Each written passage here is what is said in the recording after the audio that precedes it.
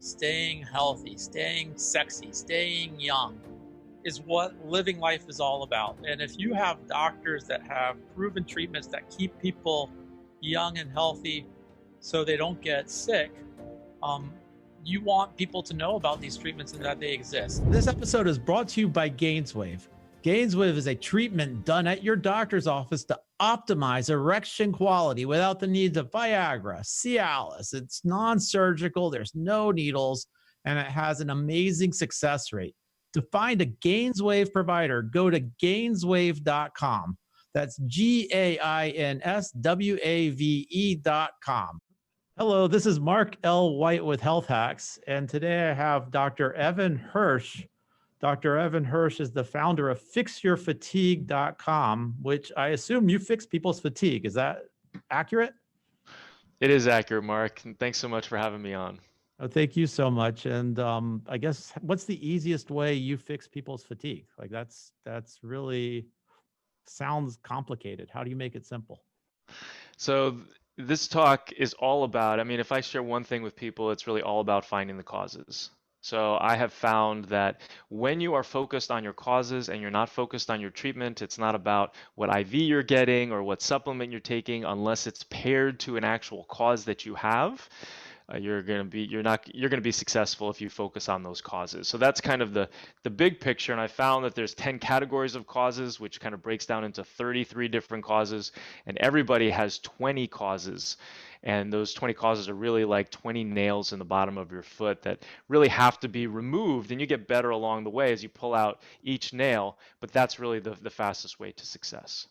So if I want to know my cause, like how do I get these 33 causes? How would I know what my cause is? So it's always a combination of your history and your symptoms and your labs. So that's kind of how you make a diagnosis or how you make a determination of what sort of causes you have. And so in our program, when people jump in, we've got a workbook that they start going through to determine what, based off of their symptoms and based off whatever labs they already have, which causes they have. And so we guide them through that process. Interestingly, I've found that 75% of these causes can be determined by symptoms, which is huge. Right? 75% of these 33 causes, which is really great because people can know just based off of their symptoms the majority of their causes, and they can start taking the supplements that are actually going to be appropriate for those. And then for that other 25%, we're looking at getting those labs. Okay, great. Real quick, what are the most common causes you see in your clients or your patients? So I would see, the causes can be broken up into deficiencies and toxicities.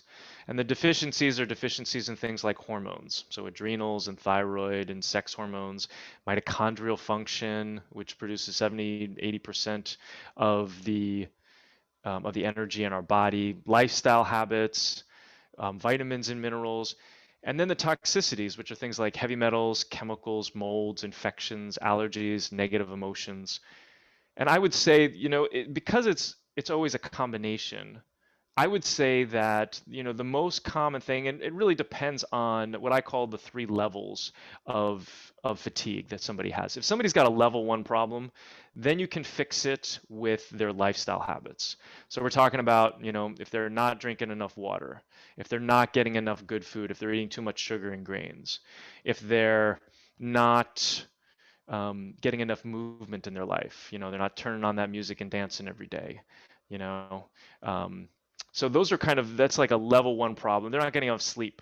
So if you fix that, that's a level 1 problem. And I would say that, that's the reason why a lot of practitioners out there, naturopaths, integrative medicine docs, functional medicine docs, even conventional docs can be successful when somebody has low energy, is because a lot of times it's lifestyle habits. Now, for those people who do those things, commit to those, and they're still not successful, that's when you need to really go into what are the deficiencies and replacing those. That's like a level 2 problem, and then you fix those deficiencies. And then a level 3 problem is somebody who needs to remove those toxicities.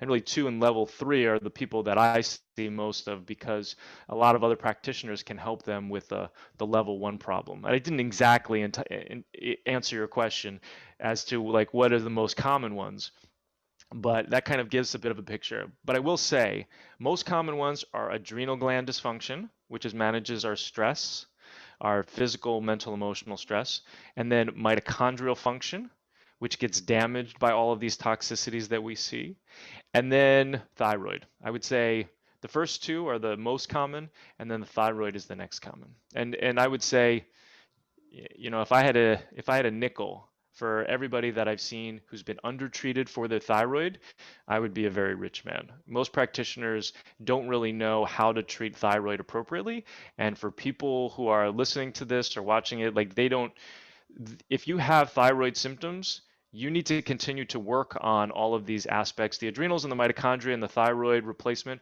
will all improve your thyroid function. And don't take no for an answer if you feel like you meet that criteria for having low thyroid. Okay, and so I guess there's a test to tell you like what it was you were toxic to. Yes, absolutely. Yeah. So what I found is that 75% of these 33 causes can be determined by your symptoms alone. So there's a lot that you can just do by, when people join my program and they print out the workbook and they just start going through it, in the first hour, they can figure out so many of their causes just based off of their symptoms. But then there are some that really need those labs. And so and it's always a combination, as a practitioner, we're always looking at, what is the symptoms and the history that somebody has, and then what are their labs? The subjective plus the objective gives you a diagnosis or determines which causes you have. So that's how we kind of put those things together in order to determine which cause they have and how to focus. Now you mentioned that you walk people first through these 4 steps. Walk me through those 4 steps because it sounds easier than going out and getting labs, and it might help a lot of people. Mm-hmm. So the first step of the process is to find all the causes. If you haven't figured it out yet, the take-home message in this is all about finding your causes, because you are an individual and your causes are going to be different than Joe Schmoes over here who gets better with the B12 shot because they've got B12 deficiency and you don't. You're like, why do they get better and I didn't? They had that cause, you didn't. So it's figuring out which causes you have. And that's looking at your symptoms in your labs. And so there are labs, but there's a big part of this that are the symptoms alone, but then the labs can be very supportive. So then the second step is to replace the deficiencies. Now, big picture on all this is actually this whole process is all about step 4. It's all about removing the toxicities, because all those toxicities actually cause the deficiencies for the most part. They're damaging the hormones. So we've got deficiencies in things like adrenals and thyroid and sex hormones. We've got deficiencies in things like mitochondrial function, which is the energy center of every cell in the body and produces about 70 to 80% of our energy. Deficiencies in nutrients like vitamins and minerals, and then lifestyle habits, deficiencies in lifestyle habits. So most of that is actually damaged by the toxicities. However, we have to, in step 2, replace those deficiencies because everything else will work better in this process when we do. You're going to feel better. Your energy is going to come back online a lot faster. I call the big 3 are the adrenals, the mitochondria, and the thyroid. And replacing those already is going to give you an uptick in energy. And then everything, like I said, everything else works better when we fix those deficiency things. Now, Then go ahead. I was going to ask you, like mitochondria, we hear so much right now. The buzzword is NAD+. Right. And I've actually taken an NAD+ trip, and I felt very energetic, probably for about a week, and then I figured I had to take another one. What is your experience with NAD+? And were you taking it an IV or a pill, or what were you doing? It was an IV. It's like a 6-hour IV. So it can be helpful, and a lot of this is about boosting the nutrients that are needed in order to make more mitochondria, in order to make mitochondria work better. But the question is, what actually caused the mitochondrial dysfunction? And it's these toxicities that squash the mitochondria, that damage the mitochondria. And so yes, you can get that boost, and that's going to help your mitochondria, but you're going to have to do it repeatedly over and over again, and the mitochondria is going to continue to be damaged if you actually don't address those toxicities. So those IVs are they're not the end goal, but they can be supportive for you from time to time. Are there toxicities that we find every day that's really hard? Even if you know that you're toxic to something, we still have to live. and we still have to be around and in the environment. Is there toxicities that are more common than others? There are. 100,000 pounds of mercury are dumped into our oceans every year. 84,000 different chemicals we're exposed to on a regular basis. Those are probably the ones that are most ubiquitous. We're talking about like plastics, and we're talking about pesticides and herbicides and insecticides. We're talking about glyphosate, which is Roundup. We're talking about molds. Half of the buildings in first world countries have water damage, and most of those have mold. So that's a really huge one. And I'm not sure whether there's more molds or more chemicals that are in our bodies, but I would probably say more chemicals because not everybody is sick with mold. Um, but it seems like everybody's got some degree of chemicals that are in their body. So I would say that probably, and then toxic emotions, we all have toxic emotion. That's a huge one. And so much of we do a lot of mindset work in the program in order to help people along. And we have somebody who's trained in trauma and nervous system retraining, limbic system retraining in our program in order to help people through this process. But I would say that those are probably the big ones. I mean, you pin me down to say one, and I would say probably it's the negative emotional patterns, but the chemicals and the molds I would say are close 2 and 3. So that's actually really interesting because right now with COVID, I read somewhere that we have more depressed people. Antidepressants are through the roof. Um, is your mental state, is that what leads to brain fog and a lack of energy? It's a component for sure. And so the question is, why are those people, requiring more antidepressants? Why are they more depressed? And a lot of it really has to do with their mental state. I bet if all of those people had a gratitude practice, it would radically transform their lives. If they were grateful for what they had, if they weren't looking at the news and social media, it would change the course of their days and their relationships. So I think that's a huge component because your life is what you see it to be. The person, there's a lot of people in third world countries who are a lot happier than we are. Bhutan, happiest country. They've got a actual measurement of gross national happiness, right? Instead of gross domestic product, right? Or profit, whatever we have. And so a lot of these countries, if they have a lot more gratitude than we do, even though we are so much wealthier, and we've got these problems of higher economic standards. So we have to remember, we have to get down to basics, and there's a lot of great research on gratitude, and that's always the first thing that I talk about with people. And I would assume meditation fits right hand in hand with that. It does, and we actually offer free meditations in our program. My wife is a meditation teacher and a mindfulness coach, and so we incorporate that as part of our programs because it's so important. And meditation can happen in different ways for people. It doesn't have to be sitting on a cushion, and saying Om and stuff like that. It can be, going for a walk. It can be playing music. So much of these things are just good habits that we need to get into in order to be able to live at a higher level and be happier. So if you're staying present, I would think that eliminates that brain fog because if you're always thinking about what if or if you regret stuff, you really can't stay clear to the current time.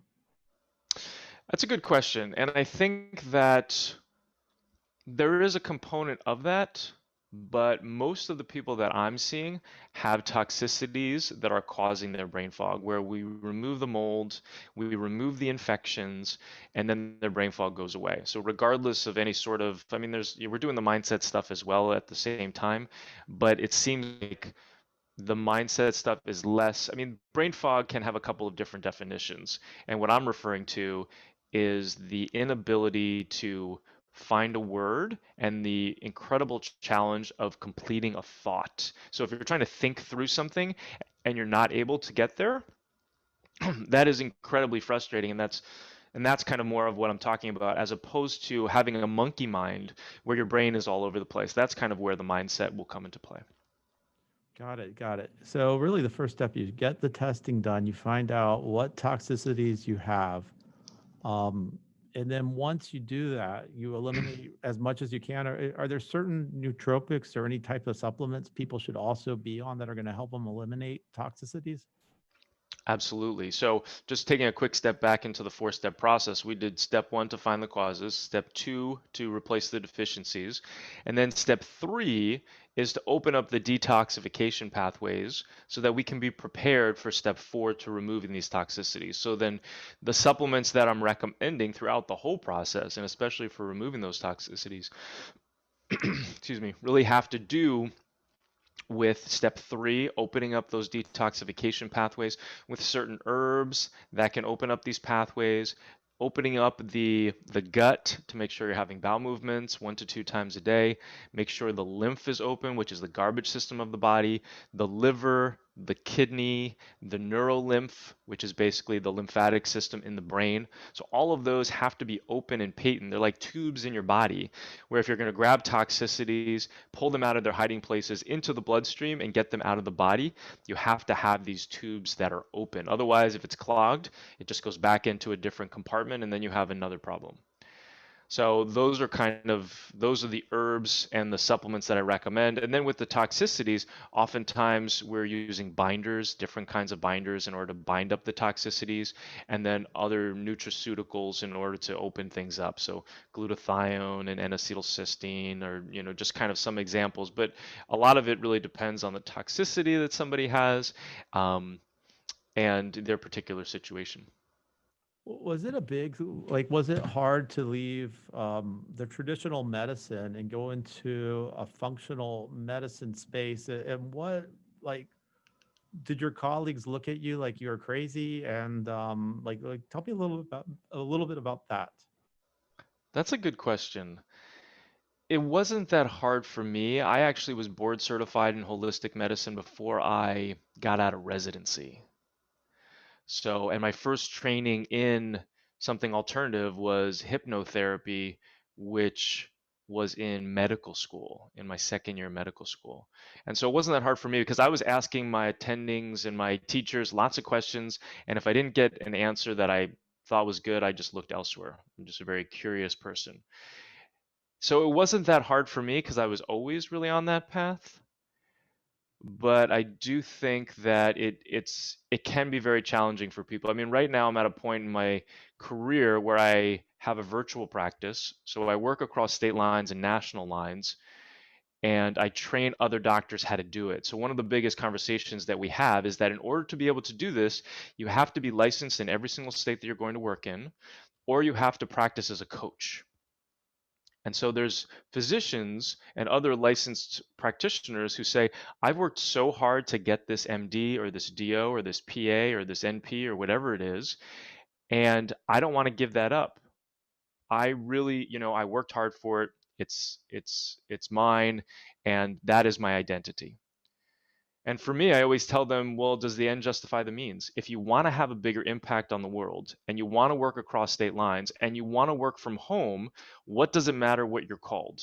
There's a lot of nuances to making sure that you're not working as a licensed practitioner. But in the end, my life is so much better because I have made these changes, because I learned, I never would have been happy in the conventional model, like just slapping, it's just a lot of symptom relief. I kept on wanting to get underneath everything. I was giving my attendings and when I was in residency, I would say, I'm going to give this person magnesium and this supplement in order to decrease their blood pressure and teach them meditation instead of giving them a blood pressure lowering medication. And here's the research on that. And my attending said, well, okay, go ahead and do that. And so that was just my personality. So it wasn't that hard for me, but there is a lot of identity stuff that comes up when you're pivoting and you're moving more away from certain things. When I graduated residency, I was taught to practice full spectrum family medicine in the hospital, delivering babies, outpatient clinic. And when I started my own business, my own practice right out of residency, I was completely overwhelmed. I was like, oh my gosh, I'm supposed to wake up at, very early in the morning to go into the hospital to round on the patients that I have, and then to go to a nursing home, and then to deliver a baby and stay up all night and then see patients the next day. I mean, I had a solo practice. So I had to start saying no to things. And one of my favorite quotes is Warren Buffett's, where he says, successful people say no a lot, and really successful people say no all the time. And part of that is about when you say no to something, you're saying yes to something else. And so that's one of those biggest things is the identity piece and saying no to certain aspects that aren't serving you. I mean, the other thing that I talk about with physicians and practitioners is that what's not working well for you in your life and in your business. Create a vision for what you want your life and your business to look like, and get rid of that stuff that you didn't want. Like insurance was a huge headache for me. HR stuff was a huge headache for me.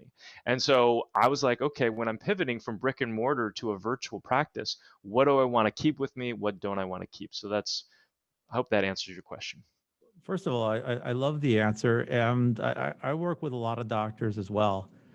And the ability to pivot during COVID, not just in medical, but in all industries, the people that can pivot to the what I call the new normal. These trends were going to happen over 5 to 10 years anyway. Telemedicine was going to be normal in 5 to 10 years anyway. Right. I think all COVID did is it shrunk that gap to 5 or 10 months. It shrunk it by a decade. And the doctors that are doing really successful were the ones who are able to embrace telehealth, embrace telemedicine. The ones that are struggling are the ones that don't believe that telehealth is the future, and they think that we're in that this is all going to go away and we'll be back to the old normal. But what are your thoughts on that? Yeah, I completely agree with you. This is the new normal. The rules will change. I think they'll go back in terms of licensure. A lot of people are practicing across state lines, and that's not, things are kind of more flexible right now, and a lot of that is Medicare. It's not really the other insurance companies, but people are doing it anyway, and it seems to be okay right now. But in terms of your licensure, you just have to follow the money. States make a crap load on licensures. And so there's not going to be, I mean, I really hope there's a national licensure in my lifetime, but it's going to really take some people coming together here and states getting some sort of incentive to do that because of the amount of money that they make. So I think that when COVID goes away and people kind of start getting back to normal, the states are going to start putting that back into place. So, with what I teach, where yes, you can be an MD, but you just have to make sure it's separate from being a coach if you want to practice across state lines. I think that's setting people up for success in the future. Otherwise, you have to be licensed in every state. It was interesting because we were talking about your other business, which is Virtual MD. And I think the challenge a lot of doctors have, I agree it's the title and the ego, and I think your idea of being a coach is a great idea. When you're prescribing medicine across state lines as opposed to coaching, do you teach doctors how to get around that? Is there a system of nurses or PAs that can actually do the prescribing or the hands-on? That's not something I teach, but that is possible. I did hear about that recently from somebody. What I teach people is how to get so good at the natural remedies that you don't need prescriptions. Because then as a coach, you're making recommendations, you're making education, people are able to get their labs and their supplements where you refer them to. It doesn't have to necessarily be something that you provide to them. And so that you're very divorced from any sort of prescribing and diagnosing. So that's kind of what I teach. And so part of, with my fatigue stuff, my next step is to create if you can treat fatigue, you can treat almost anything because there's so many causes, obviously, that I've mentioned the 33 different causes. And so I'm stepping into, in the next 3 to 6 months, creating a practitioner program that will then help these people who if they want to have a virtual practice like I do and they want to operate as a coach so they can work across state lines, they just have to get really good at these natural therapies. And so that's what I'm going to be doing in my practitioner program. That's amazing. Now, last question is, and I'm going to go back to sleep because you talk about us getting 7 hours of sleep. I bought an Aura ring about a year and a half ago. Nice. If I get 7 hours of sleep, it's amazing for me. So no matter how hard I try, I get about 5 to 6 hours of sleep. And I don't know how to get to that magic 7 or 8 hours of sleep. I wake up feeling refreshed. How do people sleep? I mean, we're talking more about getting people sleeping. And I heard that from a lot of people. Whatever I try, I just can't sleep more. So a couple questions. What time do you go to bed at night? I go to bed around midnight. Okay. So that's the first thing, is that what happens if you go to bed at like 10 or 10:30? If I go to bed at 10 or 10:30, I usually will wake up about 4:30 or 5 in the morning. Okay. So most of the time when people have a sleep issue, they have a circadian rhythm problem where the body is confused about what sleep and wake is. So I actually get more people to sleep by giving them things in the morning. So when you optimize your big three, like I was talking about, the adrenals, the thyroid, the mitochondria, when you take all of those things first thing in the morning, it creates this curve. And you'll probably see it in your aura ring as well if it measures that sort of stuff, where your energy is going to be higher in the morning and then it kind of comes down throughout the day and then you sleep. Because right now, probably what you're doing is you probably have a little bit of this during the Yeah, day, where there's certain times a day where you absolutely. crash. Yeah. And Absolutely. so, yeah, and so the body's just confused. It's like, I don't know when sleep and wake is. So if this is what it looks like during the day, this is what it looks like at night too. So once you start boosting up that energy in the morning, comes down, and then your sleep is going to be so much better in the evening. That sounds amazing. So for somebody to get started on your program, do the 4 steps, they go to fixyourfatigue.com. I know you've made it really simple. How does somebody get in touch with you? What's the journey like? Yeah, so there's education on the site. You can watch some of the interviews that I've had. You can jump into our latest masterclass. You can watch several videos on some education around what we offer. And then if you feel like it's a good fit, you can hop on a call with us. There's no pressure on this call. We've got a couple of different programs to see if and we can see if you're a good fit. If you're a good fit, great. If you're not, we hope to be of service and refer you to a place that might be a better fit. Well, I appreciate the time. And it's fixyourfatigue.com. You also have virtualmd.com. It's Evan, virtual-md.org, actually. sorry about that. Oh, Virtual-md.org. yeah. I wish I I, had virtualmd.com. that'd be a great website. It would be. So we're here with Dr. Evan Hirsch. Thank you so much. Thanks, Mark.